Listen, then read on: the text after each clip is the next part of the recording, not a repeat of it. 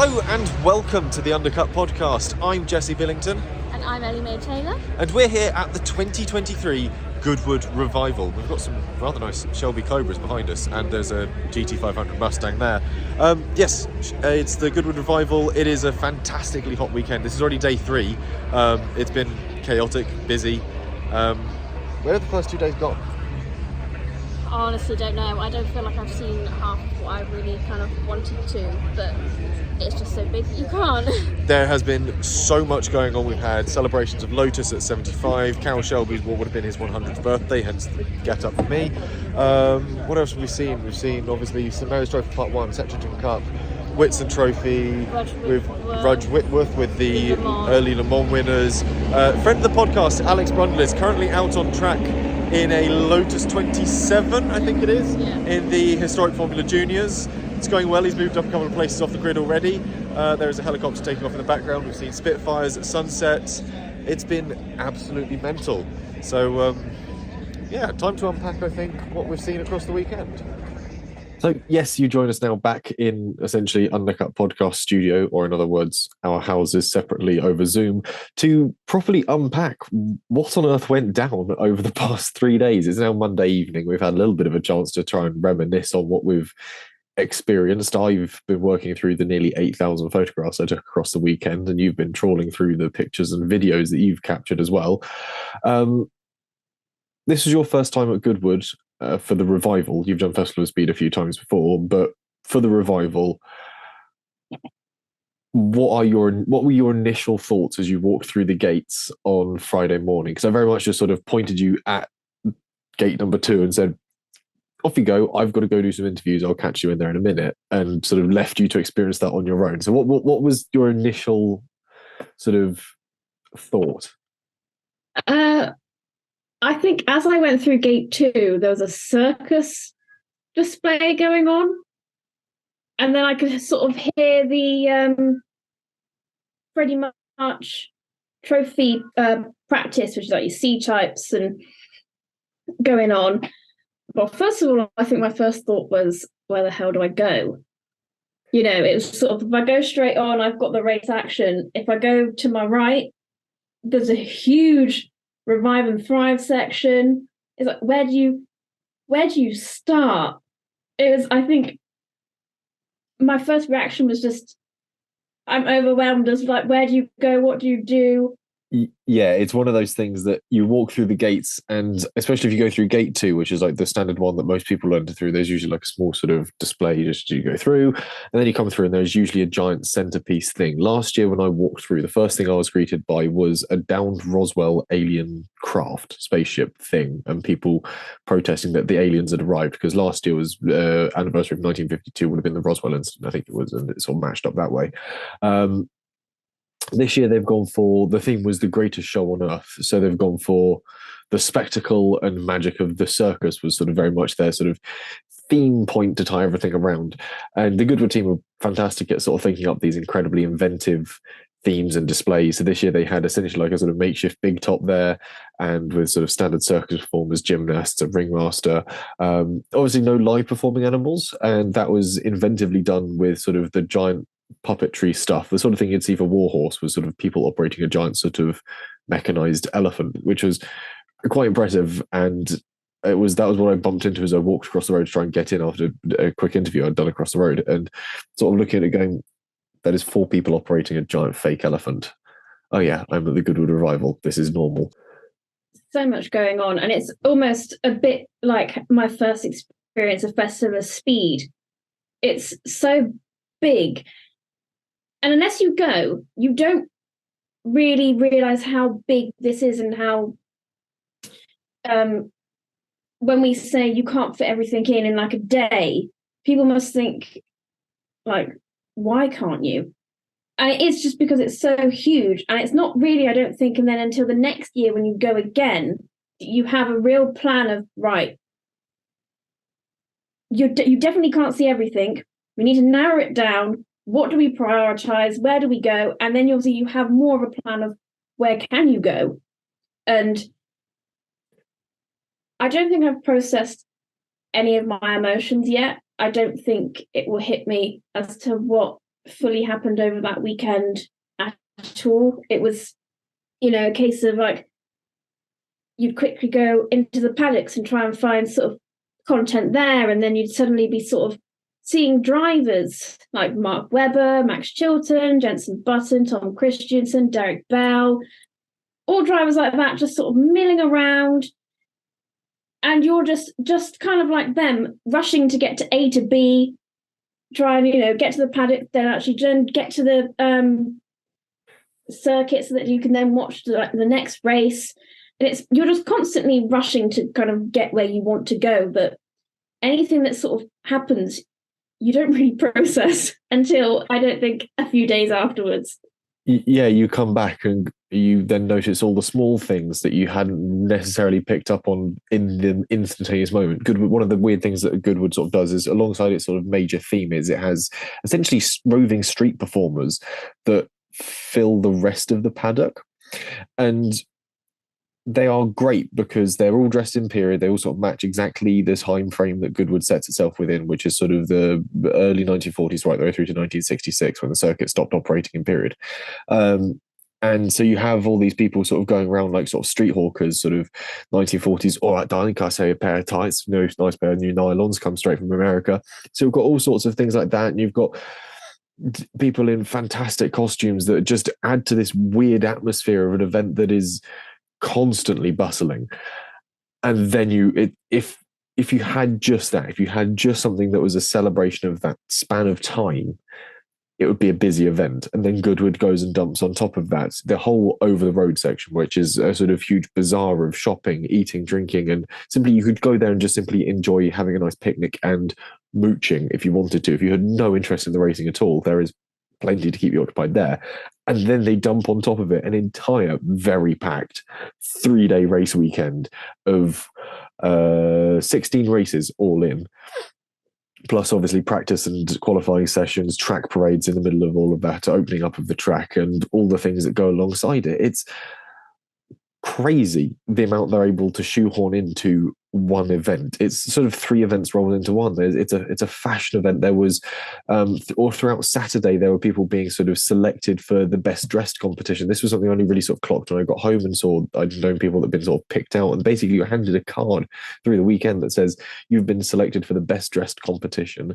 Please come to X location at a time to be sort of officially judged by well-known people from the fashion industry. I think they had Twiggy handing out the prizes this year for best dressed.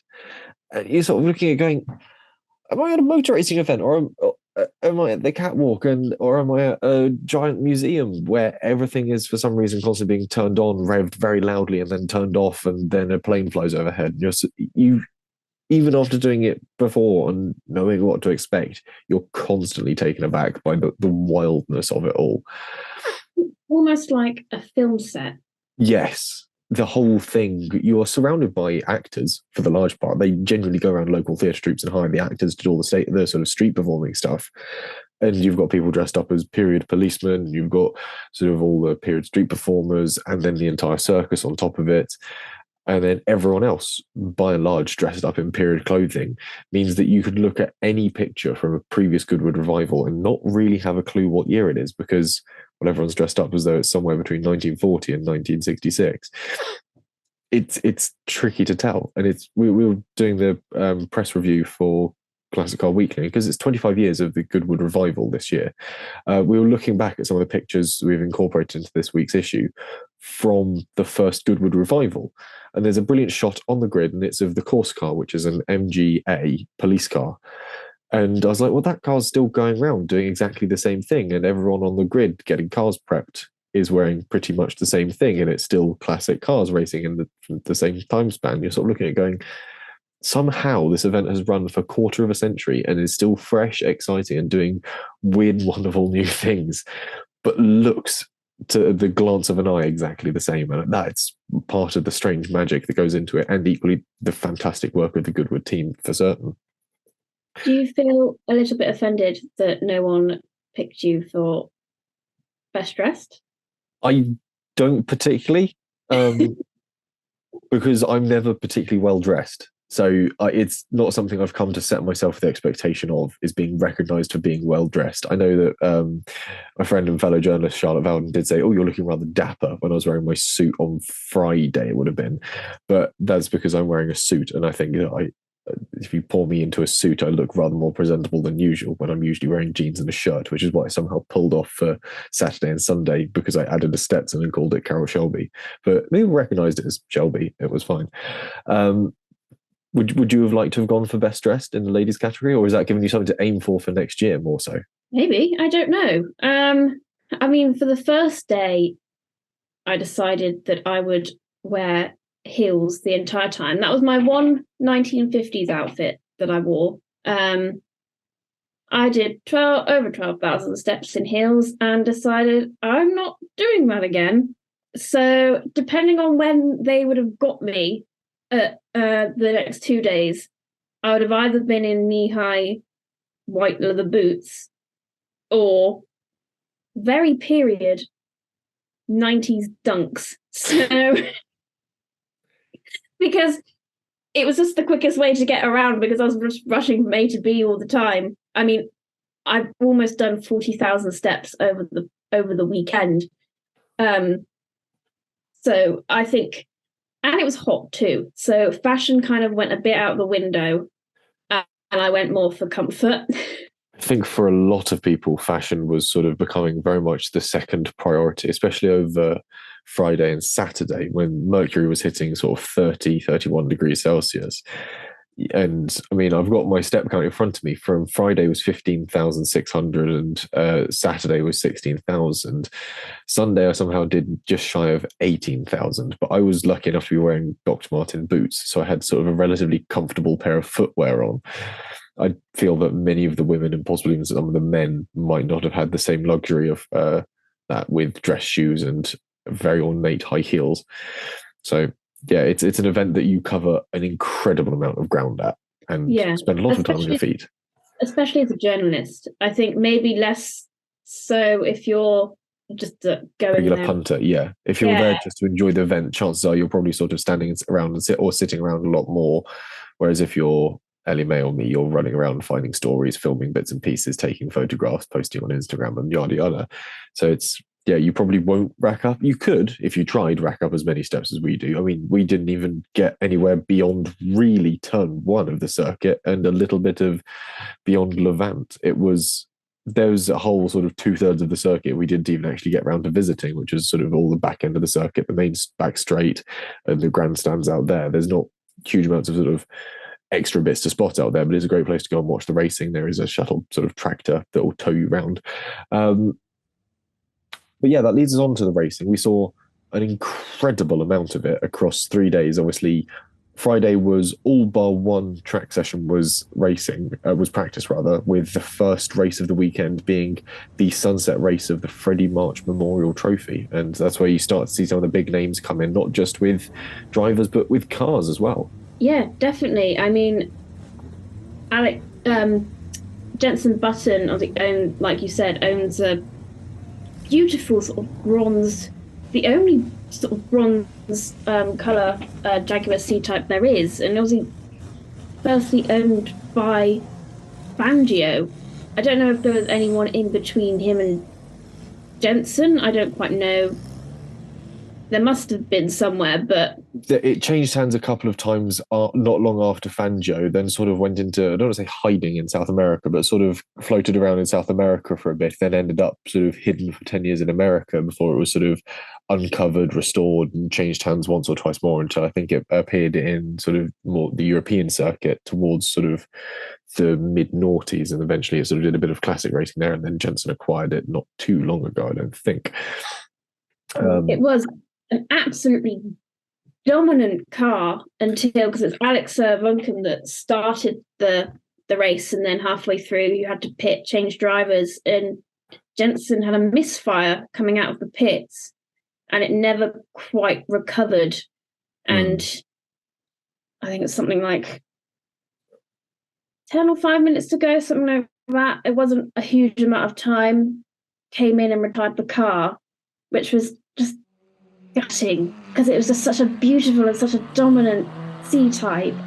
it had been doing incredibly well. I'd spoken to Brundle about it after he had qualified because he had been out in a C-type as well for qualifying, and he said all eyes are on the button C-type because with Alex Buncombe in the second seat for it, it is fast. Buncombe has driven the car before and knows how it operates. And when I spoke to Jensen about it, he said it's a bit of a tricky car to get your iron with, but once you've got the tyres up to temperature, it just slides so beautifully, and you get those beautiful shots of it sort of entering the fast corners just with a slight touch of opposite lock, and as it just sort of swings through. It is a fantastic car in that regard, and it looked it, but equally these are period machines. These are old cars, and as much as we love to see them sort of being pushed to the limits with motor racing, they do have slightly lower limits than modern racing cars because, of course, the nature of their design. These are, for the large part, cars designed and built in the 1950s and 60s, but in some cases, even older than that. But that didn't stop them from producing some fantastic thrills on circuit. No, and you think we only saw what you had. The shortest race was about 20 minutes. The longest race was an hour. And even then, you could appreciate how difficult those cars were to drive in those sorts of short periods of time. Whilst half of these cars were doing long distance endurance. You know, you had the Ridgeworth Cup, which was 1920s Le Mans cars. They would have gone around for 24 hours, and that was actually my favorite race of the whole entire event. It was just crazy to see. I was located down at the last chicane for that one, just before the start-finish straight, and the drivers were constantly having to saw at the wheel, sort of fighting the car, yet they still provided incredibly close racing. I mean, the battle for first was mega. It was between a Bentley 3 litre and a Bugatti Type 44.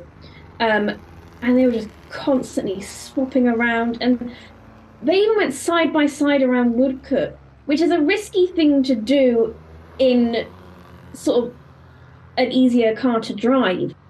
It was just absolutely mental. Yeah, just see if I can pull up the results for Rudge Whitworth. Here we go, race results. Yep, it was a win for Collins and Graham in the Bentley Speed model, car number 7, which I've got listed here is, just a Bentley Speed model, so it would have been probably the 3 litre engine, yeah. And then Fabry and Bailey in the Bugatti Type 44. The gap across the line, 0.449 seconds. That is phenomenal. Yeah, because I watched, well, like I said, the majority of the races at the chicane, and I thought, and at that point, the Bugatti was in front, and the Bentley was in second, and I thought, I'm just going to run to the start-finish straight and catch them there. And literally between that time, they had swapped around for the Bentley then to cross the line in first. So I was like, what just happened? What did I miss? It's just some absolutely incredible driving. Actually, I think the speed model was 4.3 litres off the top of my head. But yeah, you'd get drivers swapping positions several times through a lap, and all you have to do is just keep an eye on it on the big screens, and you've got this fantastic story being told with these racing cars, and you've got a huge breadth of cars in any one race, really, with the exception of things like the Ford Water Trophy and the Levant Cup, which were races specifically for a certain mark of car. We'll get to them in due course. But Rudge Whitworth, this is, as listed in the notebook here, a 36-minute two-driver race for sports cars in the spirit of the Le Mans 24 Hours of the 1920s. So we've got cars dating back 1924, 1925, all the way back to essentially the dawn of endurance racing with the first 24 Hours of Le Mans. And you've got things like Lorraine Dietrich B36 Sports, you said your Bugattis, Type 44s, 50s, Vauxhall 3098 OEs, Bentleys of many different displacements, Chrysler Model 72s, Sunbeam 3-litre Super Sports. There is everything listed in here. Invicta 4.5 litre high chassis. Some fantastically weird and unique examples of motor racing from 100 years ago. And you've got, like you said, drivers very physically having to control these cars. There's no ABS, there's no traction control, there's no stability systems. You simply get out of the corner, mat the throttle, and just sort of try and hold the car in a vaguely straight line. And that became even more trying when on Sunday it rained as well, which proved quite the leveler of the field. Yes, that was the Royal Automobile TT Cup celebration. Yes. Is that the full title for it? I've just always been calling it the TT. Everyone calls it the TT. It's the Royal Automobile Club TT, or Tourist Trophy, to give that part its full name. Celebration as well, because this is essentially an homage to the race that used to be held at Goodwood, which was the RAC TT. And so this is very much a celebration of it, an homage to it, to the cars that would have raced in that series from sort of the early 60s right the way through to about 1964, I think was the last time it was held there officially. So you've got all these fantastic sports coupes that are taken to the circuit, AC Cobras, plenty of those on the list, Jaguar E-types with many different displacements, TVR Griffith 400s, Porsche 904 Carrera GTSs, the Cheetah Chevrolet. If you've never seen one of those before, give it a Google. Bonkersly rare car, sort of a custom built thing designed to go against the AC Cobra. Tojero Buick GTs, enormous list of cars in front of me here from this race, with some, again, fantastic names listed in there as entrants and drivers. And Adrian Wilmore, Andrew Jordan, works further down the list, Emanuele Pirro, Pedro De La Rosa, Gordon Shed, Matt Neal, Derek Hill, Jimmy Johnson, Tom Christensen, Jochen Mass, Rob Huff, Tiffany Dell, Roman Dumas, Karun Chandok, Anthony Reid, David Brabham. It's a huge, huge field with some fantastic driving talent in it, and all for naught, because everyone seemed to start going off as soon as it got a bit wet. But then you remember they've got at least 400 horsepower in most of these cases. Yeah, the rain certainly changed a lot for that race. It was the Cobras that were pretty dominant in the dry, and then as soon as the rain came down, it was unfortunate that Andrew Jordan, literally just after he had pitted, so maybe sort of the tyres had gone a bit colder, everything had got a bit cold, he crashed headfirst into the tyre wall in his Bizzarini, and it was a beautiful car. So I'm gutted that he crashed it. And then I can't quite remember which other car it was. I think it was another Cobra also crashed into the same barrier. So they had to sort of red flag it. So by then, by the time they then started the race again, it had been raining a lot and it was hammering it down. And it meant then that the E-types came into a race of their own, and they were the dominant ones, because the Cobras and the Stingrays just couldn't match them. It was just one hell of a race and one hell of a sound. Yeah, we were kicking around the pit lane on the Friday when it was practice and qualifying for the TT. We thought, oh, it's a bit quiet. We'll cut through the back end of the pits and sort of we'll head back to the media office through the paddocks that way.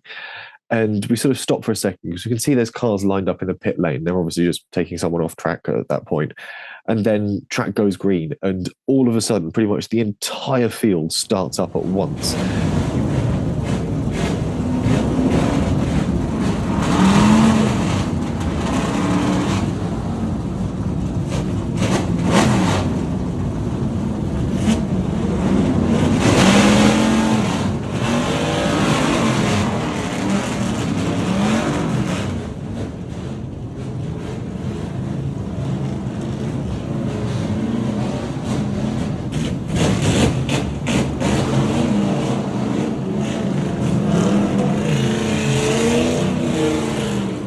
As a sound, it is damned impressive. But yeah, like you said, with the wet, the Jaguar is very much at the advantage. They've got a little less to try and manhandle and control in the regards of power, and not quite as heavy, so a bit easier to get stopped as well. So I think that gave them very much the advantage when it was slippier conditions.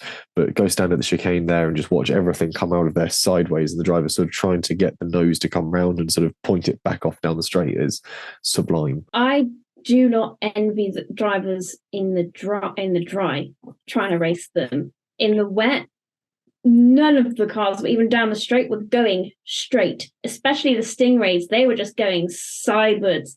It was just absolutely mental. And as well, we've spoken about the Reg Whitworth Cup and now Club TT celebrations, and both of them had drivers that had raced in period at Goodwood. Derek Bell was in a Lorraine Dietrich B36 sport, which was actually owned by my French is so bad, but the Automobile Club de l'Ouest. I'm trying to not, the people that put on Le Mans. Le Mans, yes, Automobile Club de l'Ouest, yeah, I think that's how it's pronounced. It's been a while since I used my French. Who also, bless him, these drivers are now in their 80s. He had to do a Le Mans start. He had to run to the car and get it started. And then you had Richard Atwood in the TT Celebratory Cup and with a 906 Porsche. And that car's incredibly low to the ground. And you're essentially driving it almost led down. It's quite, how Martin Brundle always tries to explain how sitting in an F1 car is like sitting in a bathtub. That's essentially what he had to do. And like halfway when they pit and did the driver swap, he literally had to, bless him, just be dragged out of the car because that was the quickest way to get someone in their mid-80s out of the car, because that's hard enough for a young, fit driver to do, let alone someone who's 80. And they were just two drivers of the five that were there that raced in period. I think it was just those two that raced. We also had Jackie Stewart, who did his own celebratory lap in a Tyrrell 006 to celebrate the fact it'd been 50 years since his last F1 championship win. And you also had Jackie Ickx. He was just having the time of his life, wasn't he? Jackie was just there for fun. And God bless him, he is the sweetest man. And yeah, he sort of came out. He'd done a few sort of autograph sessions out in the paddock for a bit. Across all 3 days, he'd sort of been out, and we went to meet him on the Saturday, which was the hottest of the 3 days, arguably. And I sort of sidled up to him and get talking away, and we both had him sign our media armbands, because you get given the sort of very sort of period-looking cardboard media armbands with a little white string tied to your arm, and we sort of quickly had Jackie sign them because we have nothing for him to sign. And he sort of puts his arm around me and sort of pulls me in to get the photograph, and I put my arm around the back of him, and he goes, "I'm sorry, I'm so wet." And I'm like, "I don't blame you. You've been wearing an entire woolen suit and it's 30 degrees. I'm surprised you haven't literally fallen into a puddle." But equally on Sunday, I was on the grid for the start of the RACTT, and all of the special guests are sort of taken off the grid at the end, because the Earl gave a fantastic speech actually at the start of it, sort of celebrating the 25 years of the Goodwood Revival and equally the history of what it represents and what the whole thing stands for. And it had sort of many of the drivers there at the sort of front of the field, and obviously at that point they all came to leave. Jackie went to sort of across the pits and across the track to the non-pit side, and there is a set of stairs that sort of take you up onto the top of the tyre wall and then across. And even in his senior years, he's still standing there ushering other people ahead of him on the stairs and going, no, ladies first, ladies first. I'm like, he's just such a nice guy. He's just a normal dude and a nice person. And yeah, it was fantastic to get to meet him again, and yeah, get a picture with him. I'm obviously dressed as Carroll Shelby, so it's that sort of weird moment when years down the line I'm going to have to explain to someone why I met 5-time Le Mans winner Jackie Ickx and I'm wearing a Stetson and dirty brown jeans. But well, I was dressed a bit like Sharon Tate, so I feel like I have some explaining to do as well. The only way I've ever been able to explain Goodwood to like non-car people is if they've ever been into sort of like comic books and stuff like that, and if they've ever been to Comic-Con, this is Comic-Con for car people. That's entirely what it is. You dress up in silly costumes, you get incredibly hot, tired, and your feet ache for several days at a location that's slightly tricky to get to, and you're surrounded by hundreds of other fans that love the craziness of this one thing as much as you do. And you can either insert the word motorsport into there, or cars, or comic books, and sort of anime and everything into it. The result is very much the same concept, just executed around a different theme, and Goodwood has sort of nailed that very much. You're also talking about how the Duke of Richmond, or Lord March, however you want to call him, did a fantastic speech before BRAC TT, and he also mentioned how sustainability is very much at the forefront of Goodwood, and we saw it in two respects, really. We saw it during the Ford Water Trophy, which was all Porsche 901s and 911s built before 1966. They all ran on sustainable fuel, and as well, across, I think, some of the other races, some of the cars were on sustainable fuel too. I know the Bentley 3 litre, which was from the 1920s, that's hugely on sustainable fuel. And, you know, if we're going to sort of keep classic racing and even cars that are being produced now going in the most sustainable manner, this is kind of how Goodwood are trying to do it, and trying to make it sort of more approachable for anyone to try and change their car and use sustainable fueling. And then as well, as we said in the Revive and Thrive section, that teaches you about sort of repairing, upcycling, thrifting clothes.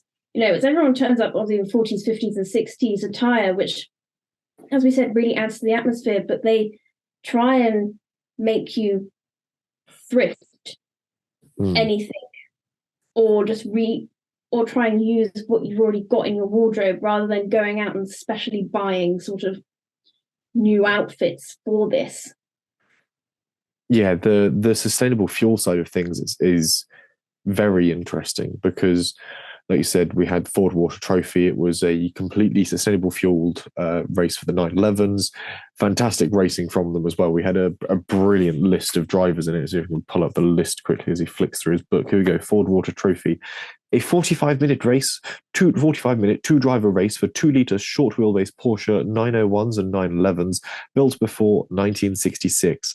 And again, you've got names like Tom Christensen, Chris Harris, Matt Neal, working for further down the list. Charlie March, actually, the son of the Lord himself. Gordon Shedden, Nigel Greensall, Oliver Bryant, Jensen Button. Further and further down we go. Mark Webber, Vanina Ix, Jackie Ix's daughter. And back up the other list, you've got just sort of all the owners as well. And again, some recognisable names dotted in there. So you've got these beautiful cars being raced around the circuit, and they're producing with this fuel at least 80% less greenhouse gas emissions, which is a fantastic step forwards, and is exactly what you want to have happening with something that has not got a good reputation for being environmentally sustainable. But if there's these advances being made in the small world of classic car racing, obviously we appreciate it's a very small world compared to many other large sports around the world. But when you look at the impact it has, and equally the sort of road going application of it, the fact that you can go out there and buy sustainable fuels for not only your classic car but your conventional road car. Corriton produces loads of them. P1 fuels are the ones that supply the fuels for the classic Bentleys.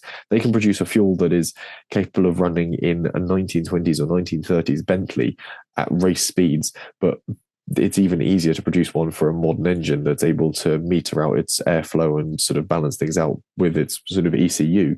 If you're producing something that needs a very specific combustion chamber and pressure to run things on, they're the people to go to for fuels. I think it was Anglo American Oils produced the fuel for Ford Water. Several other cars were running sustainable fuels. Last year there were cars doing it, and it's a growing trend. It's becoming more and more popular because you can get a fuel that's specifically tailored to your car and your engine as well. You get a fuel that is designed for older engines, and therefore it runs better, it runs cleaner. And it was, I'm trying to remember the fellow's name now, who sort of set up at least 10 of the 30 Porsches that were in, Richard Tuthill.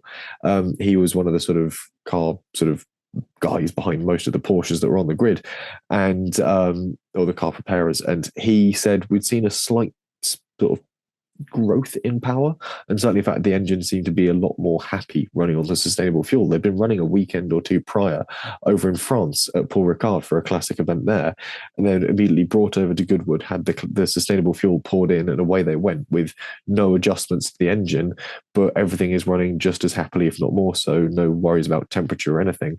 So yeah, there's a great example for what can be done to preserve the sport, and equally sort of show that it's not just sort of oil-based gluttony at this point. There is a relevance to what is being done, and I think there's the added bits that Goodwood's able to put together and say this isn't just a celebration of classic racing. This is pushing to find the next step. Festival of Speed is fantastic for finding that next step with the electric cars going up the hill and the hydrogen fuel cells and all the sort of driven development there. But the Revival has just as much of that as well. Every element of what makes a fantastic car show, from a journalist's perspective, from an engineer's perspective, from someone who's environmentally minded, from someone who wants to know where the next technology is coming from, the Revival has that. If you just want to watch loud V8 cars go round and round a circuit, it has that as well. Things like the Whitson Trophy with Ford GT40s and prototype cars from that era, absolutely bellowing their way around the circuit. You can hear them from all over the place. So it's another example of the fantastic classes of racing that are brought together. But I think you've already mentioned it, what your favourite class or favourite race across the weekend would have been. And for you, that would have been Rudge Whitworth then for that battle for the lead. That'd be your favourite race that you saw. Yes. So I will let you do yours. I'm going to have to go for the one that's immediately sort of my obvious choice is the St Mary's Trophy. And I love the touring cars from the period. Last year, Goodwood sort of flip-flops between doing it from 1950s or 1960s touring cars. Last year was 1960s touring cars. So we had sort of Jaguar Mark IIs, we had Ford Falcons, Galaxies, Minis.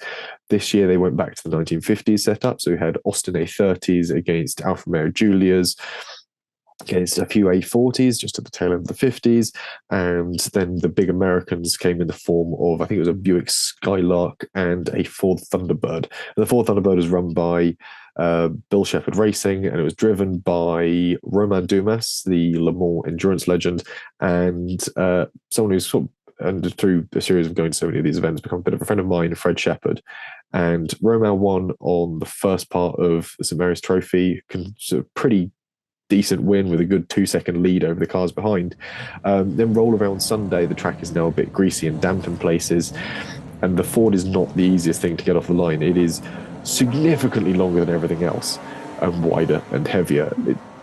You've got to bear in mind that they have the standard sort of garages and pit bits around Goodwood, which you can back a car into, and you've got a bit of length at the front and rear. The Ford is so long that it has to be parked diagonally across two to have any chance of fitting in. It is a giant barge of a thing, but it's got a 7-litre V8, so it sort of makes up for it in the straight. And it was a bit slow getting off the line, and the Fords always struggle with that sort of thing. You trying to put down that much power and that much weight is a bit of a nightmare. But once it's up to speed, that thing flew, and Fred got it up to first through the race. And then it all came a little bit undone through backmarker traffic. Because you've got this huge diverse field of cars, you've got sort of cars that are way under a litre with things like the Austin A35s, buzzing around, or even further under litre with things like the 3-cylinder 2-stroke Saab 93B, I think it was, that was running around. Absolute razcan of a car. So sounds fantastic. You've got this high revving Saab that sort of whizzes past in a cloud of blue 2-stroke smoke, and then the thundering V8s of the Fords and the sort of singing Jaguar straight sixes. It's a great sounding race, but the racing action, because you've got this jumbled up field with back markers and traffic, meant that eventually Fred was caught by one of the Jaguars, and the Jag just gets a better run on overtaking traffic and makes the pass into turn sort of 1 and then 2. So he's got the final pass to the lead to do all over again on the final lap. So you're sort of thinking, oh, it's all gone a bit Abu Dhabi 2021 all of a sudden. And then coming into the final sort of series of turns, it's the chicane at Goodwood. And the Ford has no way of catching the Jaguar on the brakes. It is too heavy and too big of a car.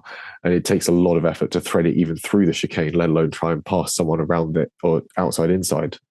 So you're just sort of at that point gutted. You're like, lost the win. No. And at this point, I'm sort of running down the pits to try and sort of catch him as he comes across the line, then wait for him to come around again for sort of the podium celebration. And the first car to come past the end of the pits is the Ford. I'm like, what? Everyone's sort of gone, where's the Jag? And coming out of the chicane, its gearbox just failed completely, and it just coasted its way across the line. And everyone's going, so that's a win for the Ford. And it was a complete class win, a complete race win for the St Mary's Trophy for the Bill Shepherd prepped Thunderbird. And yeah, for me, as a race, and it was just fantastic. And it's one of those silly things where you sort of get behind a certain car. I love my big American V8s, and I think that the way Fred drives them on track is quite flamboyant. It looks fantastic, especially against the rest of the field. I sort of almost welling up. I was like, he's done it. He's won the race, and sort of stood there at the front and got my camera going and sort of get these sort of photographs as he sort of comes out the car, and he's sort of got this look on his face going, have I done it? I think I've done it. Does that count? And yeah, just one of those sort of completely crackers moments that you could only script, is sort of getting the win on the last turn of the last lap of the race on the final race of Sunday. Just absolutely fantastic stuff. So for me, that has to have been my race of the weekend. It's the fact that the Mark 1 Jag as well, it still got third. It sort of trundled down the straight, literally just crossed the line. It managed to stop it, and then you had the whole team then having to push the car backwards to then it line up on the start-finish straight with the other two. It was another Mark 1 as well that got second. To line them up to get their what are they called? The winner's wreaths, isn't it? The sort of laurel wreaths that you're given. Yes, yeah. So it was Chris Ward came home in second with just sort of a 6-second deficit to Fred Shepherd, but at one point there was half a second between them going through into the penultimate lap, and that's where Chris got him. And yeah, it had gone from a fairly decent lead for Fred at one point, and it just sort of been whittled away with the back marker traffic because it's such a big car to try and weave through. And then, yeah, it just sort of came back to him at the end of the race. It was sublime, really. Some of the cars didn't make it quite to the end. There was a couple of Jaguars that lost out due to a couple of mechanical failures. But again, that's the thing, we're pushing these cars to limits that you wouldn't typically push a 50, 60-year-old car to. So it's, or 70 really in the case of some of these 50s models. So it's impressive stuff. And again, the combined oral spectacle of it, the sound of the 3-cylinder Saab, the 4 cylinders from things like the Riley 1.5, the Austin A40s and the A35s, and even the weird flat engines from things like the BMW 700 and the Jarrett Javelin, right the way up through the sort of 6 cylinders and into the V8s of the big Fords and the Buick. It was, yeah, just amazing stuff. No, it wasn't a Buick. It was a Studebaker Golden Hawk, which I don't believe is too distinct from the Buick. But yeah, got to be my favourite race, and it just sublime stuff. And I totally didn't jinx any car that I took a picture of at all. Very much became a running theme through the weekend was, what car has Ellie-May taken a picture of, and will it finish the race? Answers, yes, she has, and no, the car won't. It would literally be as well, not something like it would go half the distance or something. It would have to come in on the first lap. We had it with the St Mary's Trophy Part 2 with the Jarrett Javelin, Ford Water Trophy. It was I'm not too sure what number it was, but it was a 911. Even if I said I really want to watch that race, it was then, the race would have a huge safety car in the middle, like in the Lavant Cup with all the Ferrari 250s. They had to add an extra 3 minutes onto the race due to a safety car, which was Corinne Tandrook. There was a few. Yeah, I think this one was Corinne in a 250 GTO.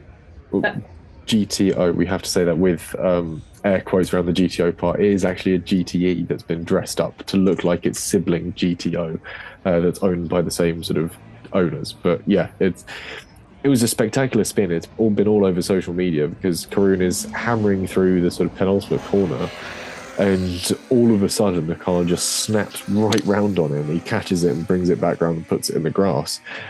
Keeps it out the barrier, but there is an enormous fireball as the car initially snaps on him, as an oil line to the rear axle just fails, douses the hot exhaust in oil, which immediately catches fire. Now deprived of oil, the axle seizes and the car goes round and round and round, skidding on its own oil, which is on fire.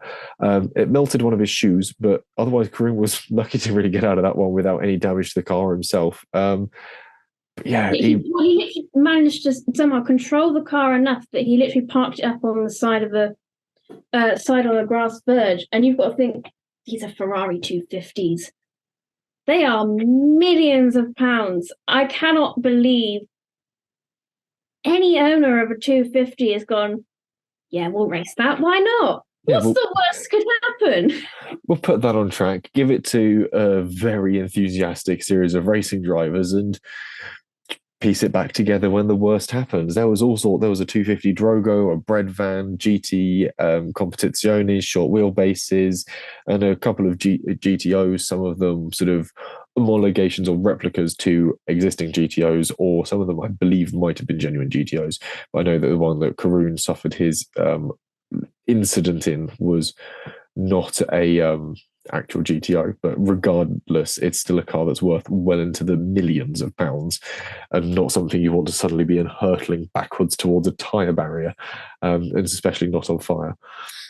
No, and what I did really like about the Lavant Cup is that it was different 250s that came first, second, and third. The first was Ferrari 250 LM. Second was Ferrari 250 GT SWBC, and then the 16 was the bread van. The third was the bread van, which I quite liked how it was still a variation of in the podiums, despite it being a 250 race, if you know what I mean. Yeah, essentially you've got a race that is by and large all 250s. I think there was one or two, I think it was just one 330 GTO that was one 330 and yeah. one 725. But yeah, other than that, all 250.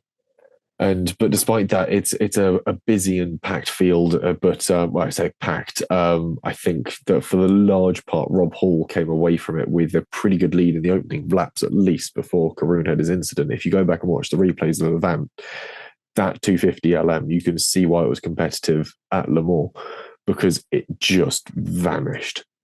As soon as he got to an open bit of track, got it away from the start line. I think he got eaten up on the first corner, but as soon as he was back through, gone. And yeah, the sound of all those V12s, fantastic. It's one of those noises that just eats its way through your eardrum and gets right into the sort of the middle of your brain. You're sort of going, oh, that's a buzz. They're the best type of Ferraris. I don't think Ferrari is ever, for me anyway, gonna create a car that matches 250s for me anyway. They all look so elegant, and they're just so powerful as well. It's stunning cars. They really weren't hanging around. So we'll pop back to some of our questions then. So we've mentioned our favourite race already. Our favourite car from the weekend? I'm hoping that this isn't yours, because I've gone for a 1962 black Shelby Cobra. I spotted it very, very early on in my rounds around the paddock on Friday looking for content, and bearing in mind the company it had around it was GT40s and Ferrari 250s. It was the Cobra that caught my attention, and I think we ended up sort of speaking about it when we went back to the media centre, and it was brought over by from America by Bruce Mayer, one of the first Shelby Cobras to have been made. It's something like there were 3 that were sort of made at the same time, and This is So- one of those three, essentially. Yes. Yeah. Shelby was essentially sort of cobbling together three at the same time, sort of figuring out the pattern for making them, sort of getting steering racks from MGBs, columns from VW Beetles, and sort of shunting it all together to go, that's my thing, that's my car. And he sort of had three of them come together at the same time. And one of those was this chassis that had been brought, this car, this fantastic car, finished in black. It's immaculate condition. It's got the Carroll Shelby signature across the glove box lid as well. No doubt that was something that was done genuine as well by Carroll, sort of later down the line. And yeah, it's owned by, as you said, Bruce Meyer, and he is the founder of the Peterson Motor Museum in America. So this is essentially America's answer to like Bewley. It is the foremost of motor museums in America, and it has a fantastic wealth of cars. Have a look on any of their social media platforms. They have all sorts of videos down there, from sort of iconic Indy cars and NASCARs that are tucked away in there to cars from films. They've got most of the Batmobiles in there. They've even got a Lightning McQueen in there, which is really quite impressive. So yeah, some absolutely fantastic bits there, which are... I think even if you look at just Bruce Meyer's collection. Yeah, he has a very, very interesting collection of cars himself, and a fantastic man to talk to, incredibly enthusiastic. I had the chance to go and interview him, and yeah, just a guy who is so passionate about his cars. He had the Shelby brought over. It landed in the UK on Tuesday, specifically for this event, to sort of bring the Shelby Cobra back to essentially the country where the Cobra spawned from, in a way. Of course, they start out as AC Aces, which was a British car through the sort of late 50s, early 60s. And sort of they were inspired by very much Shelby's turn at driving, which started out in, I think it was an MGPA, which was a 1930s British sports car. So it's a car that weirdly, despite being so very American, has its roots in the UK. And a lot of Americans had sort of come over to celebrate the fact that this would have been Carroll's 100th birthday this year.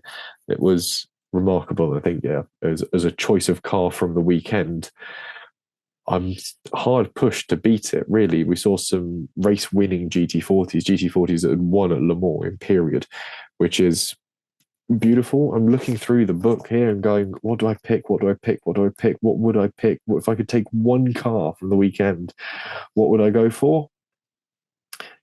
I'm looking through the lists and going, I wouldn't say no to a 911. I do like the GT40s. I was stood next to a 911, just taking some sort of pictures of it. A man came up to me and he's like, "Do you own this car?"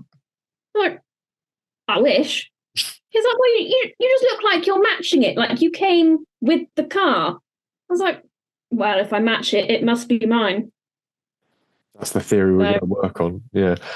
I think I'm going to go for a relatively obscure, I want to say, for my usual picks, at least. When I write these sort of pieces for work, I always just go for the biggest, loudest American thing I can find. But I've already mentioned the sort of the big American V8s.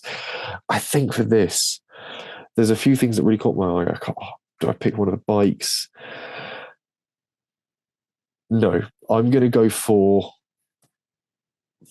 the Freddie March Memorial Trophy, but I'm not going to go for the Fangio C-Type. I'm going to go for the Aston Martin DB3S, because to me it's just a gorgeous little car with that straight six at the front of it. It just looks really nice. It's got the cutaway strakes down the side. I reckon they'd be quite fun to drive. A bit of a handful, but again, like Jensen says, once you've got them sort of sliding, once you've got a tone to the way it drives, I reckon it'd just be an experience unlike anything else. So DB3S for me and a Cobra for you. That's a pretty good pick of best cars at the show. So we've already said our best race. I've pretty much said my best moment, which I think has to be for me watching Fred win St Mary's Trophy. What would be your best moment? Your sort of, if you could take one singular sort of 10-second span and say, there you are, that's my Goodwood Revival.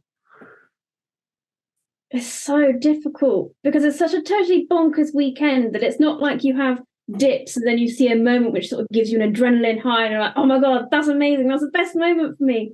Because it's kind of, the moment you get there on the Friday to the moment you leave on the Sunday, everything is bonkers. Like, anything from the sound of the cars firing up or even revving their engines before they get off the starting grid.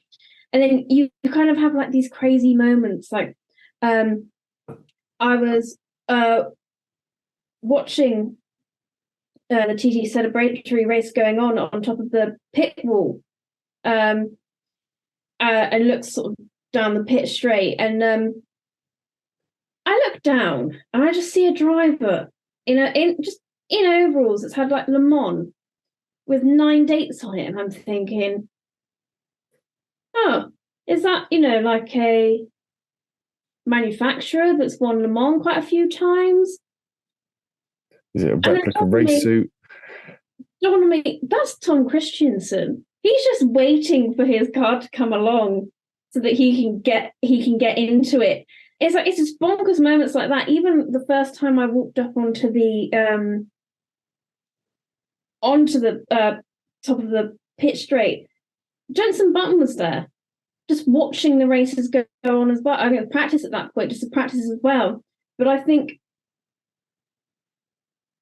we've also got to maybe touch upon stuff off track. So I think just for this, I will say, watching the Spitfires take off and go around the skies during sunset was pretty special.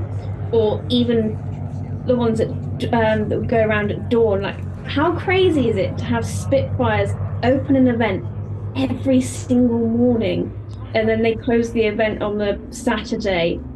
Beautiful sunset. That memory is going to be ingrained in me for a very long time. There are a few sounds more evocative than the Merlin V12 of a Spitfire.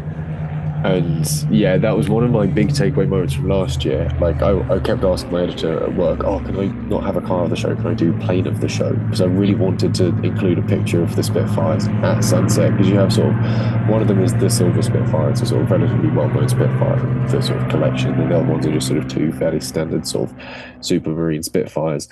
And you sort of get these brilliant shots of one just sort of taking off and sort of doing these fantastic loop-the-loops and sort of low, high-speed passes down the sort of airfield, and you'll have the two flying in very close proximity, completely backlit by a glorious sunset. I don't know what prayers and concessions that the organisers of Goodwood make to the many deities of this universe to organise a sunset like that for the night that the Spitfires go up. It had been a blisteringly hot day, but the clouds were just starting to come in, so you get the soft, diffuse sort of golden light, and it's a proper gold now you get at Goodwood. It's not just sort of, it's sunset, everything gets a bit warm and orangey, everything's golden, and you've got this sort of beautiful silver sort of stainless steel sort of almost bodied, completely reflective Spitfire that just glints in the sunlight as it's rolling, and you're thinking, that's special. I can see why you've picked it as a moment. It's narrowed down what I've got to pick from now as a moment. I think for me, again, this is going to be one that sort of tells you the incredible privilege you get if you're a journalist at these sort of events. It's got to be chasing Jackie Stewart around Goodwood, because I managed to stand for the Guard of Honour, so as all the drivers that are available, and all the sort of journalists and all the sort of marshals and everything come, and we sort of fill the assembly area as he comes through in his Tyrrell 006, the car that he won the 1973 championship in 50 years ago. He rumbles through, pulls out onto the circuit, and then just guns it. And there's a brief moment where I sort of turn around. Next to me is Mark Webber at this point. I turn to him, and he looks at me, and we both go, ooh. It's that brief moment where everyone has that sort of slight bit of respect and reverence, because it's Jackie Stewart. It's Sir Jackie Stewart. That's damn cool enough as it is. But he's in his car that he won that championship with pretty good margin as well in 73, if I remember correctly.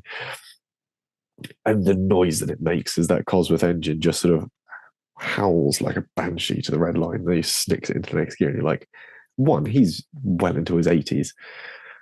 I'm worried about my grandparents driving, and they're in their 80s, but Jackie's sharp as a die and out there. And so yeah, that moment there, and then I sort of run down the pits and get into essentially Park Fermo, where I know he's going to pull into, and we sort of come through there. I'm like, I need to catch him, I need to interview him for work, I need to get at least a quote that I can attribute to Jackie Stewart from this weekend. So I'm sort of following I see him obviously go down the sort of feeder road into the paddock. I'm like, well, I can cut through here. I've got my little armband on. So I sort of hop over the road, run through.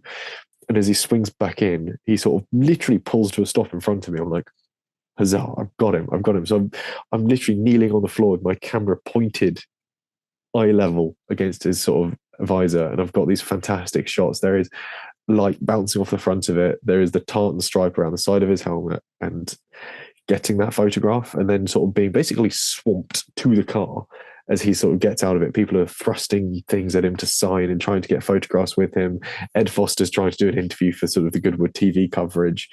Ed gets sort of his interview done, and then his Rolex minders come along and shuffle him along, try and get him away from it all. But nobody notices me somehow being shuffled along in that pack, and I'm able to just sort of grab my phone, fire up a voice note, and sort of ask him a few questions. And that brief moment where afterwards I sort of stopped my voice note, thank you very much, Jackie, and just sort of stopped walking, and the sort of cloud of Jackie Stewart moves on. And I'm just sort of left standing there going, I just met Sir Jackie Stewart. That's crazy. I think for me, that weird, it cannot have been a spell of time that was longer than 5 minutes from him passing me turning to Mark Webber going, wow, and then running around and finding Jackie Stewart again. That entire thing could have lasted no longer than 5 minutes. But for me, has to have been like my moment of the weekend. There were technically three moments where I heard the crowd really, really cheer. And that was when Sir Jackie Stewart went round in his Tyrrell. And then the other two times, because they raced twice, was the Settriton Cup, where it's... I mean, how old are these children? I'm not sure. I don't know how old they are, but I've got the note for the Setrington Cup here. Let me find it. Here we go. Setrington Cups. This ran twice across the weekend, 11:45 a.m. on the Saturday and 11:55 a.m. on the Sunday. And this is a two-part contest for the Austin J40 pedal cars of a type that raced between 1949 and 1966. So I believe the Setrington Cup did happen in period as well, which is one of the daft things. And a bit of history behind the J40. This is a car that was built by Austin. Austin had their sort of nomenclature as Austin, and then it was A for Austin, and a numerical sort of bit after that. So you had like your A35s, A40s, A90s, and subsequent models. But the J40, the J stood for Junior. This was their tiny little pedal car that was made with off scraps from the production line of the sort of conventional petrol-powered Austins. And they were built by sort of people who couldn't work in sort of more intense mechanical environments. So people that were sort of being rehabilitated after medical issues, people that had been injured during service. This sort of gave them an opportunity to have a meaningful job and build something and sort of have employment and work, essentially. It was, so it's, as a backstory at that point, it's really quite nice and well-meaning. And obviously it's given thousands of, well, I don't say thousands, I don't know how many were built in period, but plenty of children across the years these chances to sort of get up close to having their own classic car, and they're incredibly detailed. You had a look at some of them up close. You can lift the bonnet, there's a row of spark plugs wired in, they've got little horns, what lights work, and people have them done up in all manner of paint schemes and liveries. And yeah, this was a well over 50 car grid, I think, something ridiculous like that. Yeah, they'd all park up just before the last chicane, side by two rows of cars down the edge of the track, and all the children would then stand in the middle like a Le Mans start, and they'd run to their cars and then just pedal, pedal, pedal. They had this sort of makeshift chicane down the straight that they had to go through, and they got the loudest cheers throughout the whole entire weekend. It was so sweet, and they were treated like actual drivers. They had the little driver armbands, they had the trumpets send them off, they got their little wreaths, and I think the winner would get this like miniature Austin toy. The podium sitter's got a little plush Austin J40. Yeah, it's really sweet. Yeah. And yeah, like you said, yeah, it's just one of those silly, weird little Goodwood moments, but everyone loves it. You would have to have no heart and soul at all to not find joy in the Setrington Cup.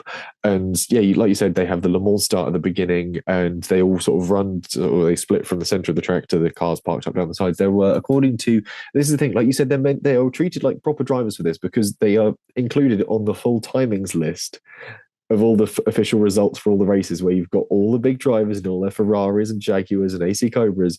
So I can pull up the full classification for the Setrington Cup, and you've got sort of obviously laps. They've all done the one lap. It is weirdly enough, it is everything. All the other races in the book are listed by the distance or the time they run for on the schedule. So you'll have things like the Freddie March Memorial Trophy, which runs for 60 minutes, or the Barry Sheen Memorial Trophy Part 1, 25 minutes. Setrington Cup, 247 yards, but it's included in the list and it's treated properly, and everyone gets their timings, and even you can even get the fastest lap, which for round 1 was awarded to Austin Buncombe, who did the 247 yards in 1 minute 11.61 seconds, an average speed of 7.03 miles an hour. So he gets the full statistics, and everyone gets their full sort of race order to it, and they get their goodie bags afterwards. They get the laurel wreath. They don't give them cigars like they do the regular drivers, probably for good reason. They are children. We don't give them tobacco. But even then, they're coming across the line. You do get a bag of sweeties. But even then, you've got Jochen Mass stood at the finish line waving the checkered flag for them. And all the big racing drivers get involved with it. They've often got kids taking part in it. I think Jimmy Johnson had a daughter taking part in it. Karun Shandok certainly did. The winner from round 1 was one of the Buncombes, which is obviously the co-driver in Jenson Button's C-Type. And everyone's cheering them on, just having a really good time doing it. It's just nice. The attention to detail as well, as we were saying, and in every other race, you had the MG police car go around the track, and also the safety car would be a Jaguar E-Type. They had 2 Austins pretending to be the police car and the safety car that would come up behind them as well. It's just.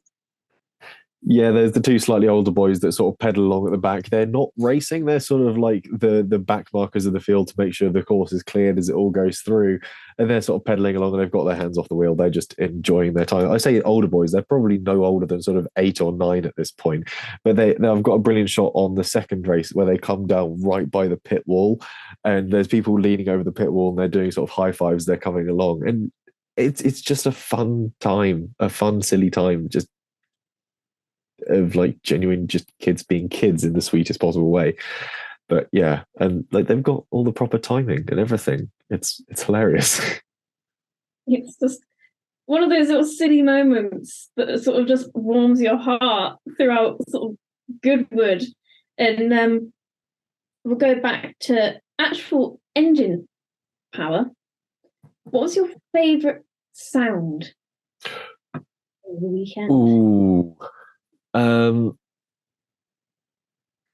Okay, this is a point where I could probably include a video of this one, because I do have it, and it's Ford GT40 being started up, because as we were walking back through the paddocks at that point, there was the collection of 4 that were owned by Lanzante or something, or sort of managed by Lanzante. So they were sort of getting them fired up and just sort of doing the oral demonstration of what these Ford V8s sounded like. And the Cobra sounds great. It's got these sort of giant sort of 4-into-1 collectors down the side, big meaty American V8 noise. But because the Ford GT40's got its bundle of snakes exhaust system that sort of keeps everything kind of equal length and mucks with the sound a bit, so it sounds different and it sounds faster and racier and cleaner. And I've been chatting with one of the preparers through the weekend. So once he spotted that I was sort of kneeling down at the front of the pack, clearly filming, he sort of gives me the little wink and just sort of gives it this sort of fantastic blast on the throttle. And I'll probably edit that in now so you can hear it.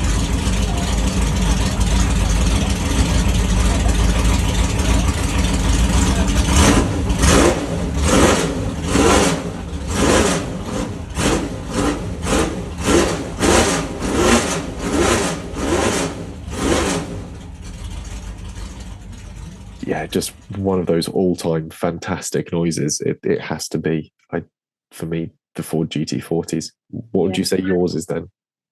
Mine is all very similar, actually, because I'm going to go for the Whitson Trophy just in general of the cars waiting to start up. waiting to get off the line. And these are your prototypes from the 60s, like we said, your GT40s, your Lola T70 Spiders, which make a huge amount of noise, and your McLaren M1As and Bs. The roar was just immense. I can't work out perhaps what needs more R&R at this point, my feet or my ears, but at least my ears were enjoying the whole entire spectacle of it. It was just phenomenal. And I think I have a video of that as well, so hopefully we can put that in too. Yeah, bang it into the shared folder and I'll edit that in here.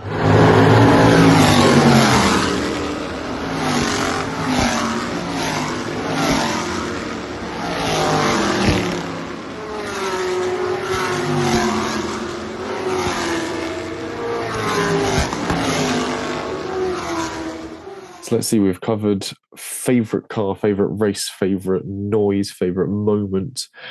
I think that sort of covers off the 4 big things that any person would walk away from Goodwood with, apart from possibly tinnitus and sore feet. We mentioned the incredible driver lineups that we've seen across the weekend. Is there anyone we've missed off that list? I think I've forgotten to mention Chris Harris, who I bumped into as well. He of Top Gear fame and collecting cars and whatnot. I will say there was also Dickie Meaden, who, or you might recognise from things like Evo. I think he writes for Evo. Loads of other sort of recognisable drivers and faces pottering around. We haven't even gotten close to talking about the motorbikes as well. John McGuinness in there, Maria Costello. I think Joey Dunlop as well was out there. Like, there's a big field of motorcycles out there for the Barry Sheene Trophy. We even had, I believe, a descendant of Barry Sheene riding one of Barry's bikes at the start of one of the races to sort of lead the field round to the grid. What a special moment that is. I think I've got a photograph of him on the bike, and you're thinking, oh, hang on, that is what is regarded as one of the greatest sportsmen in that field of all time's bike, and his family member riding it at Goodwood, which is in and of itself a weird and special place. Yeah, just some really interesting names in here. Nick Swift as well. And of course, Adrian Newey. Yes, of course. He's in, if you go find the Undercut podcast on Instagram, flick through our day 3 post, he's in the Jaguar Lister Nobly, car number 3. You can tell it's him because he's wearing the Red Bull helmet of all things. So some fantastic names there. And yeah, you can go watch most of the whole weekend back on YouTube as well. Like, all the highlights, all the live streams are still available to be watched back. So go do it. Tiff Niddell, can't forget Tiff Niddell as well. He's always a chatty fellow when I bumped into him before. Surely we must be running out of fantastic names by now. We've already mentioned Jock and Mass, Roman Dumas. I was getting a video actually of Chris Harris waiting for the St. Mary's Trophy to get going. Sat in the car taking a video of him. And this cowboy just comes and photo or video bombs my video. 100% not me. Nothing to do with me at all. No.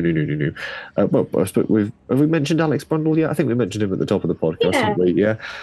Johnny Herbert, we can't forget him. He was out and about across the weekend. Good old Johnny Herbert. World Touring Car Champion Andy Prelot. There was another name I just spotted on the list. That was the one I was about to get to. Of course, we saw Mr. Bean as well. Just simply crackers weekend. So I'll give you one final question.